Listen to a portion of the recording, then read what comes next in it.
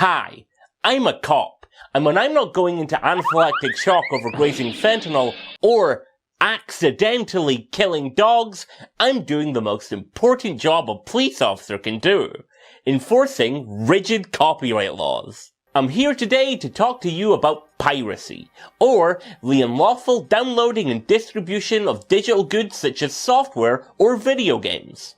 Software piracy is a crime.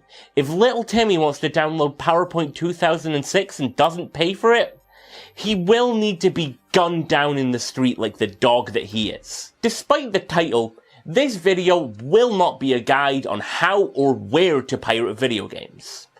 Treat this video as a hypothetical. If you were to pirate video games, which we do not do, right? Don't pirate.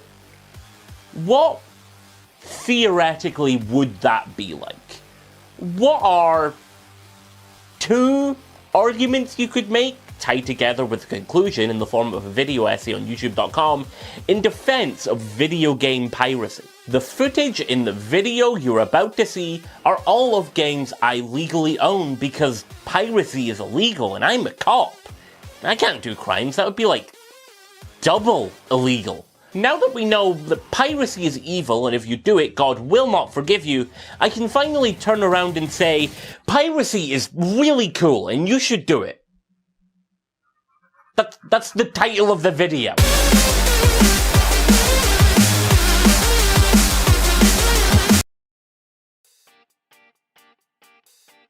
Video games have a preservation problem.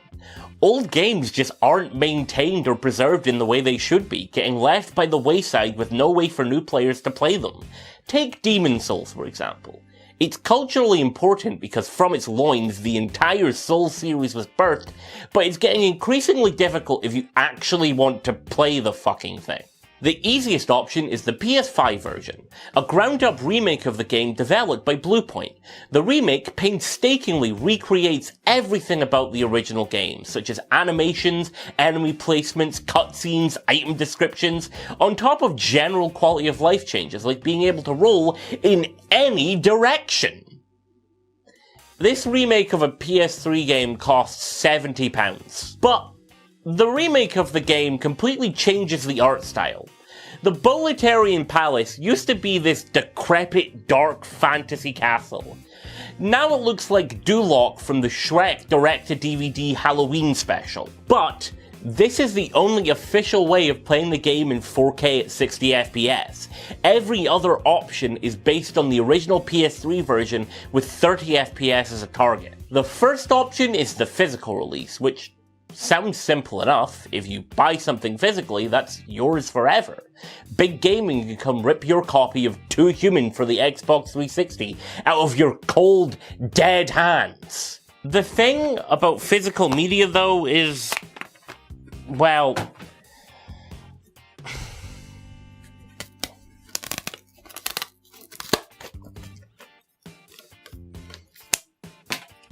it's fragile. Over time, physical media will be lost without a proper digital backup. Cartridge games can erode, disk drives can break, discs can get scratched, and in the age of updates and patches, a physical game sometimes won't even have the game on it. You also run into the issue of distribution. Not even getting into what happens to indie games that can't have a physical release, physical games are finite by nature. There will always be a limited number of copies, as opposed to digital files where the only thing you really need to do to make a copy is, well, physical games. Not the best option for preservation then. What if you want to buy a copy of Demon's Souls digitally? You can buy it on the PS3 store. Luckily it was saved from being shut down last year by the gamer cabal, and now it's easy to buy a PS3 game digitally. Here's everything you need to do to buy a game digitally on the PS3. Sign in on your PS3. You'll then find you cannot do that because you have to generate a new unique password via a web browser, which will be your new password, but only for signing in on the PS3. Now that you're signed in, you are still not ready to buy the video game, because you have to go back to your web browser and add funds in increments of 5. Go back to your PS3 and attempt to navigate the store with its antiquated search function where you have to input letters from a rolling list. Only now can you legally buy the video game. The last option is streaming, which comes with the highest tier of PS Plus. It has no benefits over the original version, except now you have to wrestle with input delay. Tiny issue with that though? Hey, Sony, where is the game? It's advertised on your website as being part of the service, but I fucking checked and it's not there. This service costs £100 a year. To recap, if you want a digital version of Demon's Souls, you have to play the video game equivalent to Gus Van Sant's Psycho, hope they don't forget to add it to their shitty streaming service, or roll the dice and attempt to solve the Lament configuration from fucking Hellraiser. Or you could just pirate it, mod your PS3 to run it, or use the open source emulator RPCS3 to run it on your computer. Emulation is not technically illegal, but it goes hand in hand with piracy when companies do not let you create digital backups. They're also really fucking cool, because they let you run games from years ago at higher resolutions or even frame rates in some instances. Want to play Demon's Souls as originally intended? Go ahead. Bump up to 1080p. Go up to 4K, the PS5 can, why can't you? You don't need to stop there. Technology hasn't caught up yet, but you can run the game at 120 frames per second with a resolution of 10K, which is about 64 times the original resolution of 720p. With RPCS3, you can do all this and more, making it the definitive way to play. And with Sony's lack of good preservation, eventually piracy will become the only way to play Demon's Souls for the PS3. Remakes suck. So then, remasters should be fine, right? For a time, Sega were really good at making old titles available. It's easiest to see this with Sonic. Love him or be wrong, Sonic is an incredibly important series of games. It also gave a hedgehog a gun, which is badass! The old Sonic games are on everything, as they should be. Every generation, we got a new Mega Drive collection that included most, if not all of them. The PC versions even let you take the ROMs straight out of the files so you could use them on emulators or actual hardware if you wanted. The best versions were the mobile ports though. They added widescreen support, new content, and the ability to save.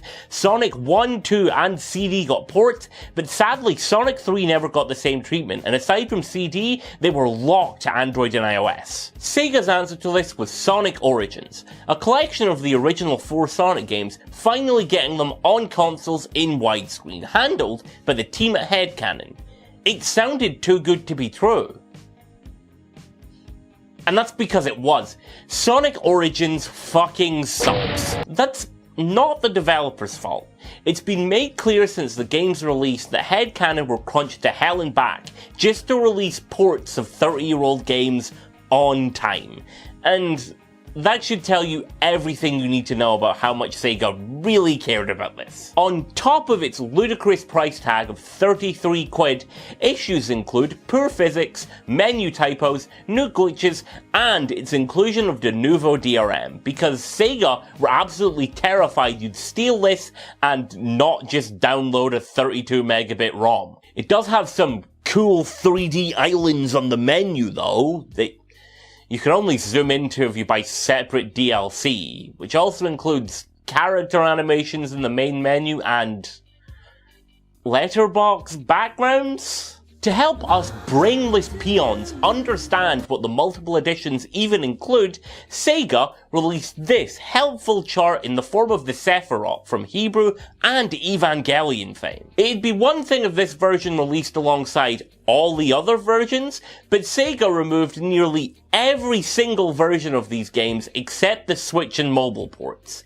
This includes the PS3 version, where Sonic Origins isn't even available. because we can't have people buying that instead of the game that isn't even on PS3. You can't even get the ROMs on the PC version officially anymore, because they are nowhere to be found within the files, funneling you into a port of these games that cost £4 each individually without one of those versions' most useful features. Without proper access to the games you legally bought, you'd be better off skipping Origins entirely and pirating the ROMs so you can access fan-made ports like Sonic 3 Air, which does everything Origins can and even more. It has everything you can imagine.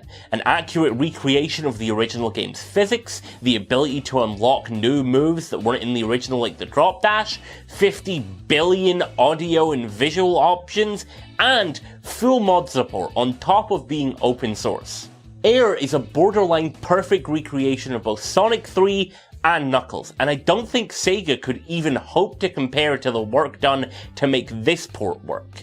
While I don't agree with it, Air even makes it mandatory to have an official ROM from the Steam release. But thanks to Sega's botched launch of Origins, you can't even access Air without piracy now. Piracy opens the door to not only let old games exist well beyond their years, but come back better than ever.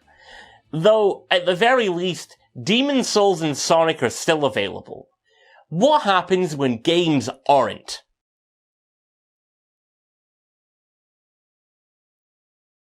When discussing any issue, it's quite easy to get tunnel vision.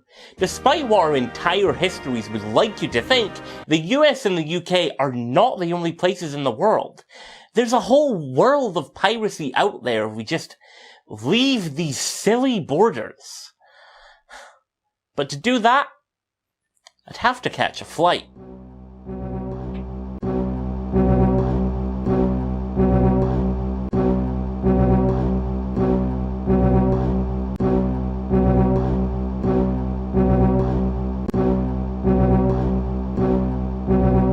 Okay, so turns out, planes, very expensive, and I blew my entire budget on this outfit. So instead, I just talked to some friends around the world and asked them how piracy was where they were. First off, Russia. They've been in the news a lot recently because Putin's been a bit of a shit, and as a result, a ton of companies have pulled out of commerce there. This means the sale of video games has kind of stagnated, pushing more people towards piracy and bootlegging. This is nothing new for Russia. You might remember the Soviet Union, a fascist regime that still tricks conservatives and tankies into thinking it was communist to this day. While the Union was dissolved in 1981, its shadow still lingered. Game companies just weren't shipping games to Russia. This opened the door for Dendy. Dendy was a branded clone of Nintendo's Famicom, first released in 1992. Thanks to Russia's relationship with copyright law at the time, as in there wasn't one, Dendy was a widely available product, with Dendy adverts, Dendy magazines, and even a Dendy TV show which just reviewed games. For the Dendy. Dendy's a really fun name to say. Dendy sold gangbusters. Doing so well, eventually Nintendo came knocking to make a deal with the creators, leading to the humble bootleg system becoming an official Nintendo product. Nintendo, the company who will burn down entire archives of NES ROMs, even if they don't legally own them, were perfectly okay shaking hands with a bootleg company selling their stuff without permission because that was the state of gaming in Russia. It was simply easier to do that. And that mindset has carried forward, with Russia having the 5th highest rate of software piracy, according to a study carried out in 2002. That was a long time ago, but it's hard to think it'd be much different now, especially with so many companies pulling out there. The lack of regulations around bootlegging in Russia has created a culture where piracy is a normal thing everyone does. In South America, games are fucking expensive. In Brazil, games can go beyond 300 real thanks to a lack of good regional pricing that takes into account the average cost of living. God of War Ragnarok costs 350 real, which is about 28% of the monthly minimum wage. This would be like if games in the UK cost £425 each. In Argentina, there is a 75% markup on games, and a PS5 on Sony's official website costs the equivalent of £1,800. Based on their minimum wage, you would need to save for 7 months without spending a single penny to even afford one. You know, those articles that are like, I bought a house at 20 and all I did was stop buying soy lattes. And then you read it and it's because they had rich parents and had no living costs whatsoever. Buying a PS5 in Argentina is a little like that. Oh, you want a PS5? Just work for nothing for 7 whole months and refuse to eat, pay your bills, or live, you fucking moron. All that in mind, alongside digital piracy, there is a huge market for bootlegs of any kind, with retail shops that sell unlicensed games being a common thing. Consoles that are easily modifiable to get around copy protections are popular for this reason. You might eagerly await the release of the new FIFA, but in Brazil, you can get a modded edition of PES for the PS2 called Bomba Patch, with new versions coming out weekly at some points, with updated player rosters, new pitches, and up-to-date music, including an original theme song which currently sits at about 1.5 million views. Since its start in 2007, many more platforms have gotten support for the mod, and Bomba Patch currently has potentially hundreds of versions. In Argentina, you can get shit like this. This is Half-Life Doppler Effect, a modded copy of the original Half-Life that one of my sources graciously sent my way. It's pretty much just the original Half-Life unchanged, except headcrabs are now Pepe the Frog. The main menu music is an awful mashup of Kendrick Lamar's Swimming Pools, parenthesis drank, and some other song, and helicopter noises are dubbed over by an actual guy. This level of class carries over to the box art, as it is just covered in decade-old memes, and includes a quote from Kohta. So, clearly, we're dealing with the most advanced comedic minds here. Despite these varied cultures, they all have one thing in common. Playing video games is nigh impossible if you aren't rich, and that leaves piracy and bootlegging as the only option to experience the art form. And that's fine by me. Everyone should be able to experience art regardless of class or location. And if you think someone should have to choose between playing Mario Odyssey and putting food on the table, you can fuck right off. This use of piracy to open up games to wider audiences isn't exclusive to other countries either. This is where fan translations come in. Fan translations are exactly that. Fan-created ROM hacks to make games available in other languages. A famous example is Mother 3, a game which Nintendo still refuses to translate officially. Despite its influence on popular works such as Undertale and Homestuck, or Lucas's prominent appearances in every Smash game since Brawl, it's never released outside of Japan. Yet, it's been able to stay relevant thanks to the talented work of Tomato and a group of Earthbound fans who fully translated the game from Japanese to English and implemented the translation as a mod. This translation is not technically illegal, as they require you to provide your own ROM to access it, as stated on their website, but with the game's already limited release, piracy is once again going to become the only valid option eventually. To find out more about what goes into producing a translation and how piracy affects their work, I talked to my friend Curtainfire, who worked on the translation for Rockman Battle and Friends and the Ninja Gaiden Restoration patch. They'll look at the script, they'll try to get it into an English counterpart, see how feasible it is to insert the English text. Oftentimes, relative search is used to find character tables. You know, a tile editing program might be used, so that an English font is inserted to a game if it's not already there. But oftentimes, not every time, you'll need somebody with good assembly knowledge to get a translation finished. So if you go to romhacking.net, there is no piracy allowed on the site. You're supposed to use your legally dumped ROMs, but, you know, let's just say companies are not very good at selling their old ROMs anywhere. The vast majority of companies will just hoard 30, 20-year-old ROMs, and the only way to reliably get them is piracy or paying just a huge amount of money through secondhand markets. Make of that what you will. This is the problem we keep coming back to. With a lack of support from the companies who own the games to keep the games available, piracy becomes a necessary tool to access games that would be otherwise inaccessible. Why is piracy wrong then? How is video game piracy this boogeyman that is so morally reprehensible? What is the bulletproof counterargument that proves, without a doubt, that piracy is evil? People making Nintendo emulators and Nintendo ROMs are helping publishers by making old games available that are no longer being sold by the copyright owner. This does not hurt anyone and allows gamers to play old favorites. What's the problem? The problem is that it's illegal. That's it. There's no other reason. The reason companies are allowed to take the moral high ground on piracy is copyright law. It's the antiquated protections that allow companies to hoard art under the guise of protecting creatives. Now, I'm not here to argue about copyright. I do believe that copyright law and its draconian grip over art should be abolished for too many reasons to count, nor am I here to tell you that piracy is correct in every single instance. Obviously.